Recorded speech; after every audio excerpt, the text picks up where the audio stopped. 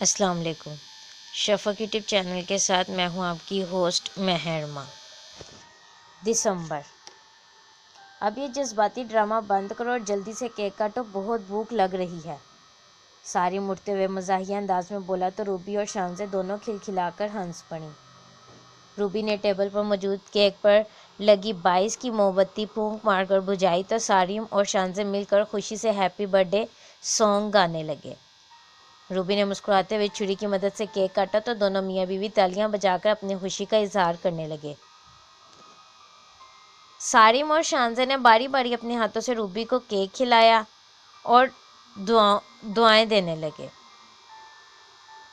آج تمہیں 2 خوشیاں ایک ساتھ ملی ہیں، ایک ادارے والوں کی طرف سے کہانی لکھنے کی خوشی اور دوسری سالگرہ کی، سارم نے کہا۔ صحیح کہہ رہے ہو، دسمبر میرے لیے بہت معنی رکھتا ہے۔ ایک تو اس میں میری سالگرہ آتی ہے اور دوسرا یہ سال کا آخری مہینہ ہوتا ہے جس میں موسم بھی بہت سرد اور خوشگوار ہوتا ہے۔ روبی مسکراتے ہوئے بولی تو سارم تائید انداز میں سر ہلانے لگا۔ اوکے، اب یہ کیک بعد میں کھانا، پہلے ناشتہ کرتے ہیں۔ شانزے کیک اٹھا کر کچن میں چلی گئی۔ چند لمحوں بعد تینوں نے مل کر ناشتہ کیا۔ شانزے کھانا پکانے میں ماہر تھی، اس کے ہاتھوں میں گویا جادو تھا، لہٰذا ناشتہ بھی کافی لذیذ تھا۔ تینوں نے خوب سیر ہو کر کھانا کھایا، ناشتے سے فراغت پانے کے بعد شانزے نے برتن سمیٹ کر کچن میں رکھے اور آرام کرنے کی غرض سے اپنے کمرے میں چلی گئی، جبکہ سارم روبی کو کہانی سنانے کے لیے بیٹھ گیا۔ ریڈی ہو لکھنے کے لیے؟ سارم نے پوچھا تو روبی نے ہاں کہہ کر کاغذ قلم سنبھال لیا۔ یہ ایک سچا واقعہ ہے جو میں تمہیں سنانے جا رہا ہوں۔ پہلے کبھی سنانے کا موقع نہیں ملا، اب سنانے جا رہا ہوں۔ یہ واقعہ میرے ایک دوست کے ساتھ پیش آیا تھا، اس کی زبانی سنو۔ سارم نے کہنا شروع کیا اور روبی تیزی سے کاغذ پر لکھنے لگی۔ سورج غروب ہونے والا تھا۔ درختوں کی شاخوں سے سورج کی زرد اور نارنجی روشنی چھن چھن کر آ رہی تھی۔ پرندے افراتفری کے عالم میں اپنے گھروں کی جانب محو پرواز تھے۔ تناور درختوں کے سائے دور تک پھیل رہے تھے، ہواؤں میں خنکی کا اضافہ بڑھ رہا تھا۔ اس تمام صورتحال سے پریشان ساحل محمود تیزی سے قدم اٹھاتے آگے بڑھتا جا رہا تھا۔ وہ ابھی کل ہی نیا اس وادی میں سیر کی غرض سے آیا تھا۔ کل سفری تھکان کی باعث سارا دن اس نے آرام کر کے گزارا اور آج اس نے وادی گھومنے کا فیصلہ کیا اور اکیلا ہی وادی گھومنے چل پڑا۔ وادی گھومتے گھومتے وہ اس کے حسن میں ایسا کھویا کہ یہاں جنگل میں آ گیا، اور اب جب کہ سورج غروب ہونے کو تھا تب جا کر اسے احساس ہوا کہ وہ راستہ بھٹک چکا ہے۔ اس بات نے اسے بے حد پریشان اور فکر مند کر دیا۔ وہ تیزی سے آگے ہی آگے، کبھی دائیں تو کبھی بائیں بڑھتا جا رہا تھا کہ کہیں سے کوئی راستہ واپسی کا مل جائے، مگر اسے کچھ بھی سجائی نہیں دے رہا تھا کہ وہ کہاں ہے اور کہاں جائے۔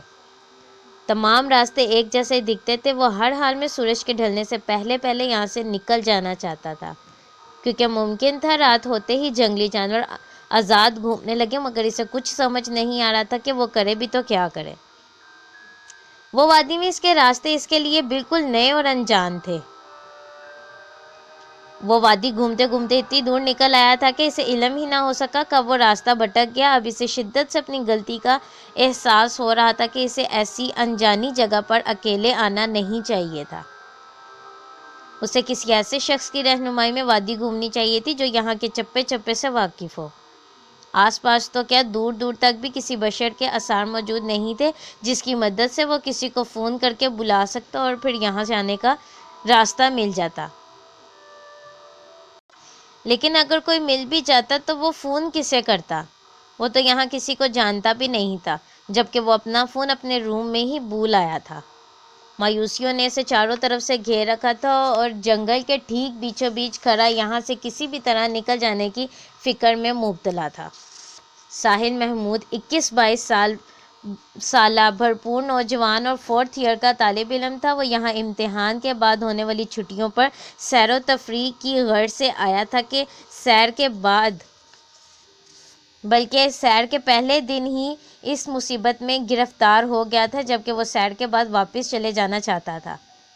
بہرحال اس نے ذہن پر چھائے بوجھ کو ہٹایا اور زیادہ سے زیادہ سوچتے ہوئے گہری سانس لے کر دل میں ایک نئی امید پیدا کی، اور بغیر کسی راستے کا تعین کیے ایک جانب چل پڑا۔ وہ نہ جانے کتنی ہی دیر ادھر سے ادھر بے مقصد گھومتا رہا، مگر اسے جنگل سے باہر جانے کا کوئی راستہ نہیں ملا۔ سورج مغرب کی جانب مکمل غروب ہو چکا تھا، مگر آسمان میں ابھی بھی ہلکی ہلکی روشنی چھائی ہوئی تھی، جس کے باعث ساحل ابھی دکھائی دے رہا تھا۔ ہوائیں مزید سرد ہو گئی تھیں اور بڑے بڑے دیو ہیکل درخت عجیب وحشت پیدا کر رہے تھے۔ ساحل کو اب اکیلے اس ویران و سنسان جنگل میں خوف آ رہا تھا، مگر وہ چلتا رہا اسی امید کے ساتھ کہ شاید کہیں سے کوئی راستہ مل جائے۔ جب تک اس کی جان میں جان تھی وہ دل میں امید کی آخری کرن بھی باقی رکھے ہوئے تھا۔ اسے ہمت نہیں ہارنی تھی، وہ بس چلتا رہا، اور یوں ہی چلتے چلتے دفعتاً اس کی نظر سامنے لکڑی کے ایک چھوٹے سے کاٹیج پر پڑی۔ جنگل کے اس گھٹا ٹوپ اندھیرے میں اس کاٹیج کا مل جانا کسی معجزے سے کم نہیں تھا۔ ساحل نے دل ہی دل میں خدا کا شکر ادا کیا اور فوراً سے پیشتر کاٹیج کی جانب بھاگا، یہی سوچتے ہوئے کہ وہ رات گزارنے کے لیے گھر کے مالک سے اجازت لے لے گا۔ ممکن ہے وہ مان ہی جائے۔ تھوڑی ہی دیر میں ساحل کاٹیج کے دروازے کے سامنے کھڑا تھا۔ اس نے ایک گہری سانس خارج کی اور لکڑی کے دروازے پر دستک دینا چاہی، مگر اس کا ہاتھ لگتے ہی دروازہ ہلکی سی چڑچڑاہٹ کے ساتھ اندر کی جانب کھل گیا۔ ساحل نے حیرانی سے دروازے کو دیکھا اور پھر دروازے کی جھڑی سے ایک آنکھ کے ذریعے اندر جھانکا۔ لکڑی کا بنا یہ چھوٹا سا کاٹیج مکمل خالی تھا، سوائے ایک بیڈ کے۔ کاٹیج میں کچھ نہیں تھا۔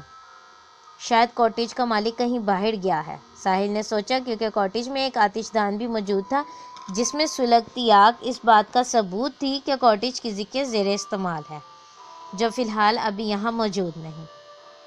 کاٹیج کے اندر مالک کی اجازت کے بغیر جانا ساحل کو بہت عجیب لگ رہا تھا، مگر جب اس نے اپنے پیچھے خوفناک جنگل دیکھا تو اس کی گھبراہٹ معدوم ہو گئی۔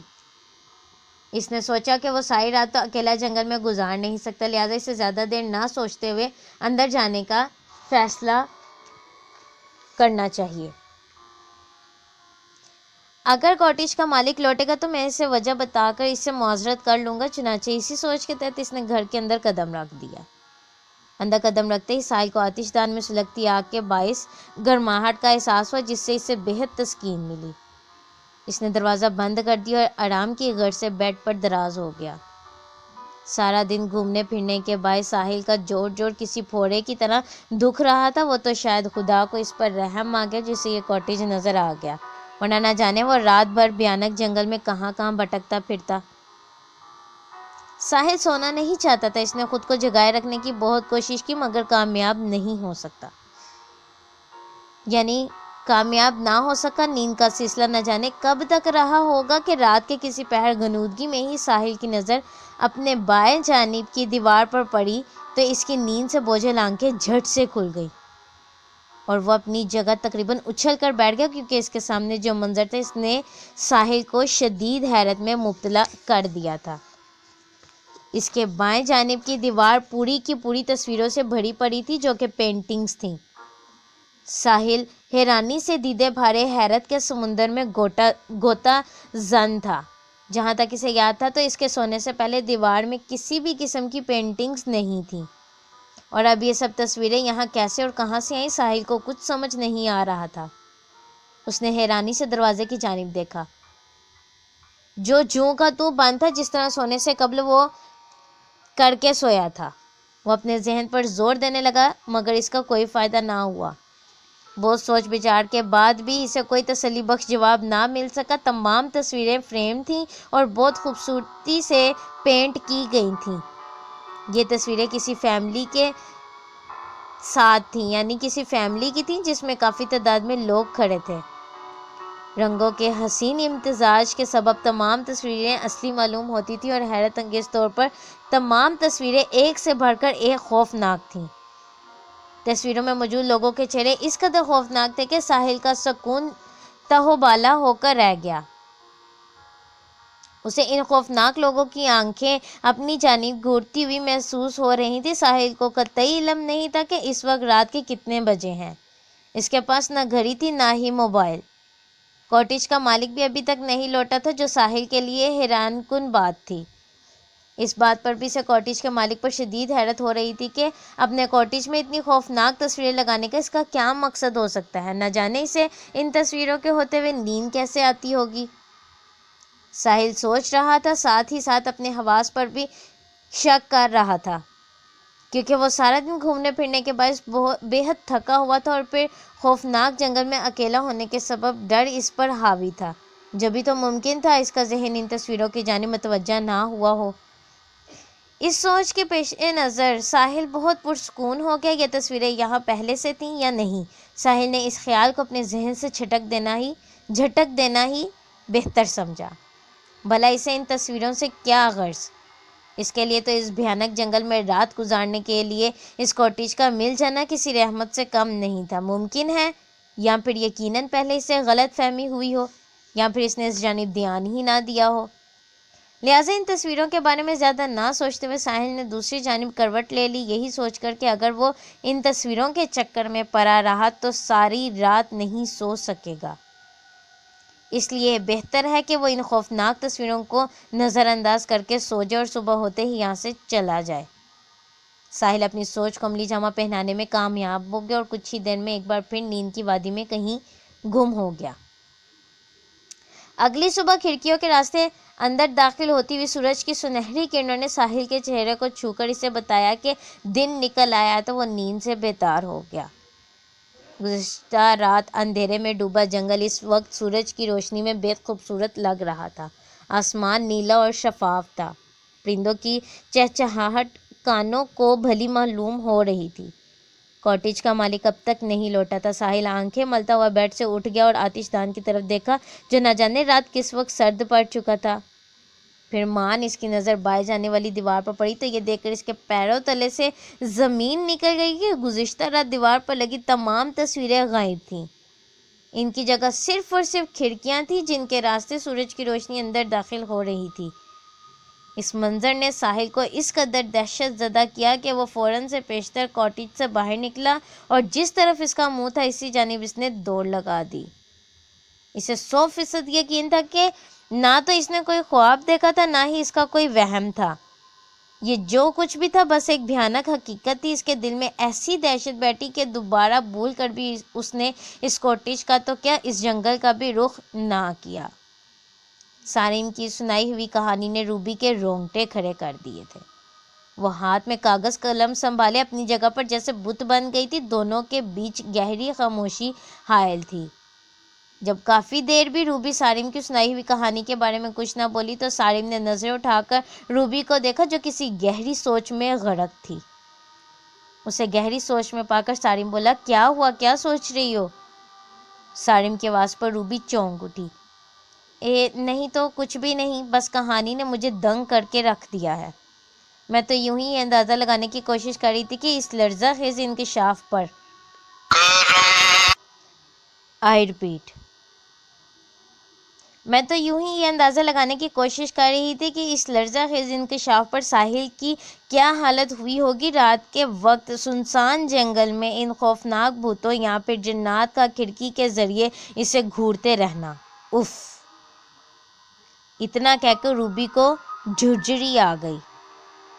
اب اس بات کا اندازہ بھی نہیں لگا سکتے کہ وہ منظر، یعنی سارم بولا کہ ہم تو اس بات کا اندازہ بھی نہیں لگا سکتے کہ یہ منظر کس قدر خوفناک تھا یا خوفزدہ کرنے والا انکشاف تھا کہ سامنے بھوت اسے گھور رہے ہیں۔ اب ساحل کیسا ہے، کہاں ہوتا ہے آج کل؟ روبی نے پوچھا۔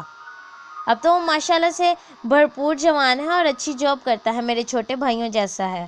اس نے یہ بات میرے علاوہ کسی سے شیئر نہیں کی تھی۔ شاید اسے یقین تھا کہ میں باقیوں کی طرح اس کا مذاق اڑانے کے بجائے اس کی بات توجہ سے سنوں گا اور اس کا یقین بھی کروں گا۔ وہ اس واقعے کو اب کسی حد تک فراموش کر چکا ہے، مگر جب بھی کبھی سے وہ واقعہ یاد آتا ہے تو اس سے بند جگہوں سے گھٹن سی ہونے لگتی ہے، چاہے وہ اس کے اپنے گھر کا کمرہ ہی کیوں نہ ہو۔ ایسے میں وہ باہر کھلی اور تازہ ہوا میں آ کر سکون محسوس کرتا ہے۔ سارم کہہ کر جیسے کہیں کھو سا گیا۔ روبی کی یہ کہانی میگزین میں شائع ہوئی یا نہیں، صارم کے پاس اور کون سا راز تھا، جاننے کے لیے شفق یوٹیوب چینل کو لائک اور سبسکرائب کرنا مت بھولیں۔ شکریہ۔